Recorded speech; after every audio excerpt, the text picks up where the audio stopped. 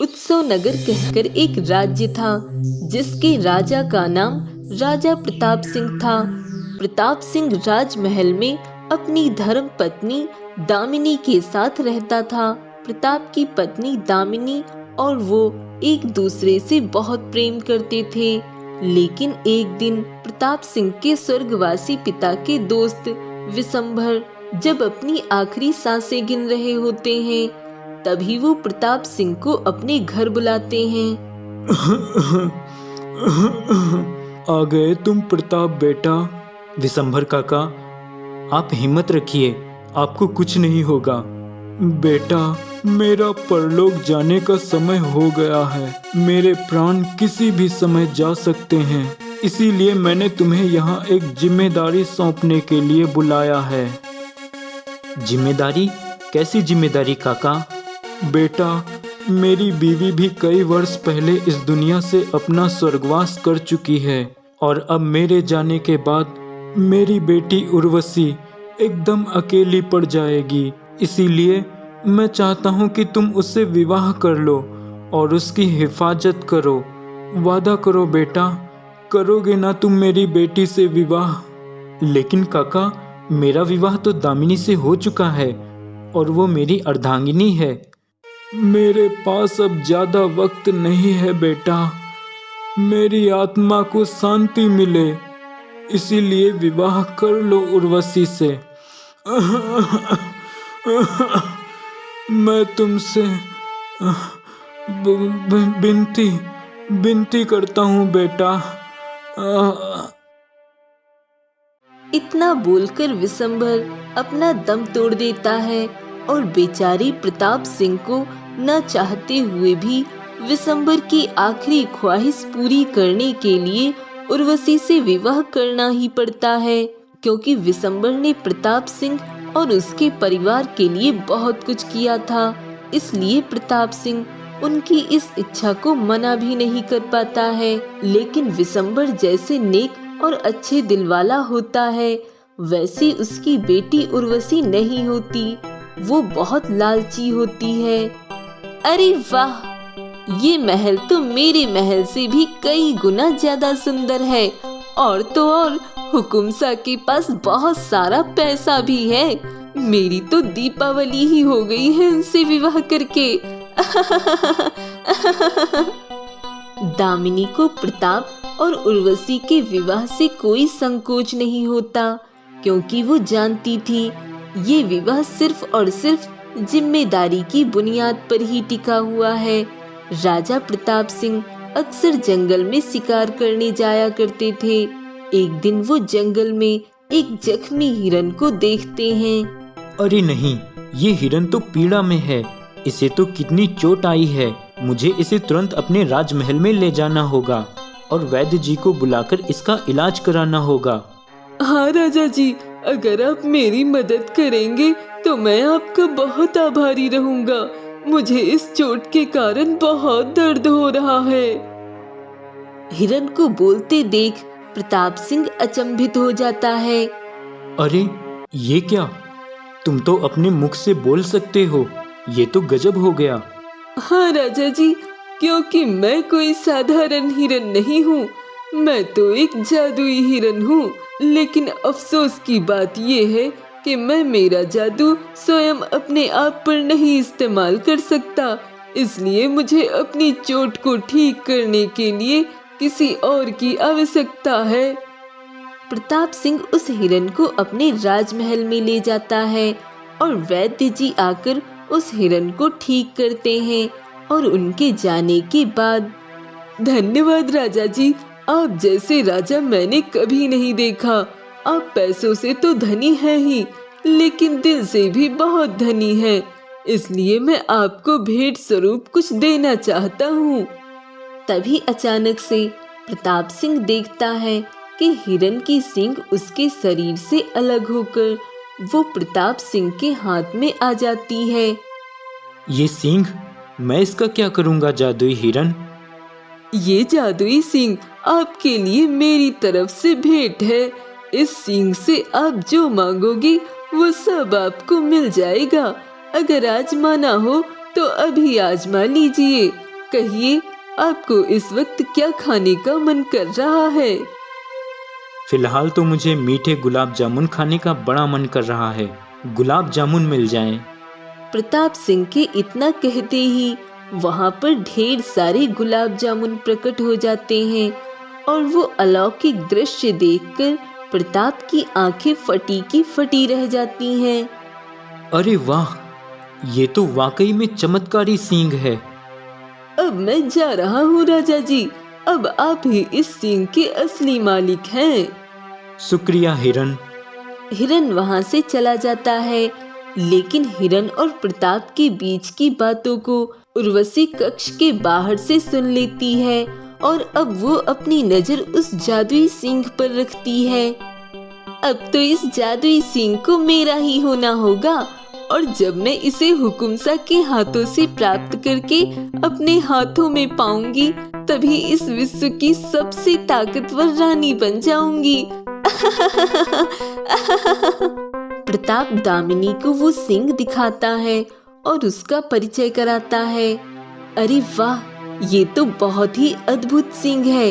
हुकुमसा, आप इसका उपयोग किस काम में करोगे? हमारी प्रजा की भलाई हेतु। हाँ दामिनी, मैं इस जादुई सींग के जरिए अपनी प्रजा, अपने राज्य के लोगों को वो सारी सुविधाएं दे दूंगा जो उन्हें कभी नहीं मिल पाई और जो उन्हें मिलना नामुमकिन के बराबर है। अरे वाह, ये विचार मुझे भी अत्यंत उचित लग रहा है। आप यही कीजिए। ईश्वर की कृपा दृष्टि से हमारे पास सब कुछ है, लेकिन इस जादुई सींग से हम उनकी मदद करेंगे जिनके पास कुछ नहीं है। प्रताप सिंह उस जादुई सींग के जादू से अपने राज्य के लोगों के लिए मुफ्त में ढेर सारा राशन, मुफ्त में सभी को पक्की ईंट वाले घर, बाकी कई सुविधाएं प्राप्त कराता है।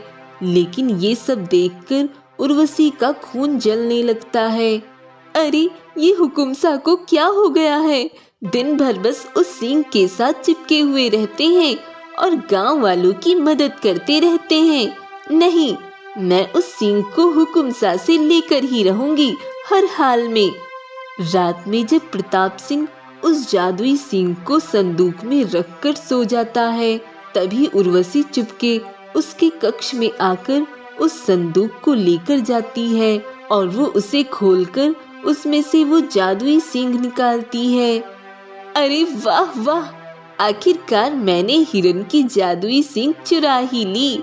हे जादुई सींग, अब से मैं तुम्हारी मालकिन हूँ और अब तुम्हारा सबसे पहला आदेश ये है कि तुम्हें हुकुमसा और उनकी पहली धर्म पत्नी दामिनी को जान से मारना है और मुझे एक सोने का महल देना है जिसमें हर एक चीज सोने की बनी हो। उर्वशी के इतना बोलते ही उस सींग में से एक अलग सी रोशनी उजागर होती है और उस रोशनी को देखकर उर्वशी अंधी हो जाती है। नहीं नहीं, मैं अंधी नहीं हो सकती, ये नहीं हो सकता। अब मैं क्या करूं? उम्मीद नहीं थी उर्वशी कि तुम ऐसा छल करोगी, लेकिन अब तुम्हें इस छल की कीमत चुकानी ही होगी। तुमने जो इतना बड़ा दुस्साहस किया है उसकी सजा तो तुम्हें जरूर मिलकर रहेगी। नहीं नहीं हुकुमसा, ऐसा मत कीजिए। हुकुमसा, हुकुमसा।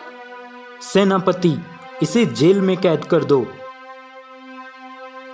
और इस तरह उर्वशी उम्र भर कारावास में सजा काटती है और प्रताप सिंह उस जादुई सींग का उपयोग केवल दूसरों की भलाई के लिए ही करता है। एक समय की बात है, रामपुर गांव में हरीश नाम का एक दुधिया रहता था। गांव के सभी व्यक्तियों को वही दूध देता था। कोई भी दुधिया बाहर से उस गांव में नहीं आता था, क्योंकि उस गांव में आने के लिए एक नदी को पार करना पड़ता था। हरीश ने गांव में ही 3 गाय लेकर अपनी डेयरी खोल रखी थी, जिससे वह पूरे गांव में दूध सप्लाई करता था। अकेला दुधिया होने के कारण वह गांव में मनमानी करता था और कभी भी दूध के दाम को बढ़ा देता था। एक दिन एक औरत हरीश के पास दूध लेने के लिए आती है, तो उसने उस महिला से कहा, अरे रमिया, अब कल से दूध के दाम बढ़ गए हैं। अब से दूध 35 रुपए लीटर हो गया है। आज तो तुम्हें पुराने दाम में दे ही रहा हूँ, लेकिन कल से दूध 35 रुपए लीटर ही मिलेगा। अरे लेकिन अभी कुछ दिन पहले ही तो तुमने दूध 25 रुपए से 30 रुपए लीटर किया था, अब फिर से दूध के दाम बढ़ा दिए। देखो रमिया, अब इसमें मैं कुछ नहीं कर सकता। यदि तुमको दूध चाहिए तो बताओ, नहीं तो कल से मत लेना। रमिया दूध लेकर वहाँ से चली जाती है। उधर गांव वाले हरीश के दूध के बढ़े हुए दाम से परेशान हो जाते हैं। अरे ये हरीश दिन पर दिन दूध के दाम बढ़ाता ही जा रहा है। ऐसे ही रहा तो हम सभी को दूध खरीदना तो बहुत मुश्किल हो जाएगा। हाँ, हमें कुछ करना चाहिए। इस हरीश दुधिया की मनमानी नहीं चलेगी। अब कुछ लोग मिलकर गांव के मुखिया के पास जाते हैं।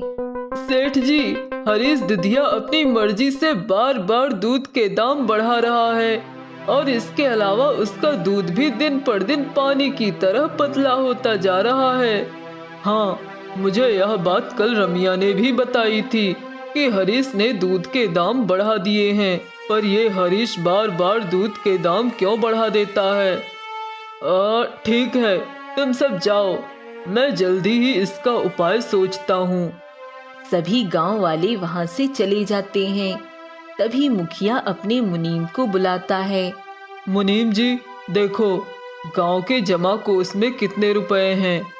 मुनीम जल्दी से जाकर पैसे चेक करता है। मुखिया जी, गांव के जमा कोष में 10,000 रुपए हैं। ठीक है, कल हम गौशाला जाएंगे और कुछ गाय खरीद कर लाएंगे। अगले दिन मुखिया अपने मुनीम के साथ गौशाला जाता है कुछ गाय देखने के लिए। भाई, इस गाय का क्या मूल्य है? साहब, यह गाय 1,000 रुपए की है और यह एक दिन में 30 लीटर दूध देती है। मुनीम जी, हरीश के पास कितनी गाय हैं? मुखिया जी, हरीश के पास 3 गाय हैं। देखो भाई, मैं 5 गाय ले जाऊंगा अगर तुम उनके सही दाम लगाओगे तो। साहब, मैं आपको 5 गाय 4,000 में दे दूंगा। फिर ठीक है, मैं कल आऊंगा और 5 गाय ले जाऊंगा। अगले दिन मुखिया अपने गांव के कुछ लोगों के साथ जाकर वह 5 गाय ले आता है और उन गायों के लिए एक नौकर रखा और एक बढ़िया सी गौशाला बनाई। मुनीम जी, कल गांव में ऐलान करवा दो कि सभी गांव वाले गांव के पेड़ के नीचे एकत्रित हों। अगले दिन सभी लोग जमा हो गए। हरीश, तुम्हारे पास कितनी गाय हैं? मुखिया जी, मेरे पास 3 गाय हैं। और एक गाय कितना दूध देती है? मुखिया जी, मेरी एक गाय 30 लीटर दूध देती है। अच्छा, तुम दुकानों में कितना दूध देते हो? दुकानों पर 40 लीटर दूध देता हूँ। यदि तुम्हारी तीनों गाय कुल 90 लीटर दूध देती हैं, तो उसमें से तुम 40 लीटर दूध दुकानों में बेच देते हो। उसके बाद तुम्हारे पास 50 लीटर दूध बच जाता है। लेकिन हमारे गांव में लगभग 100 लीटर दूध की खपत को तुम कैसे पूरा करते हो? यह सुनते ही हरीश के होश उड़ जाते हैं और वह भागने की कोशिश करता है कि तुरंत 2 पहलवान उसे रोक लेते हैं। हरीश, तुमने हम सबके साथ धोखा किया है। तुमने हम सभी से ज्यादा पैसे लेकर दूध में आधा पानी मिला के बेचा है, इसलिए तुम्हें अब इसकी सजा भुगतनी होगी।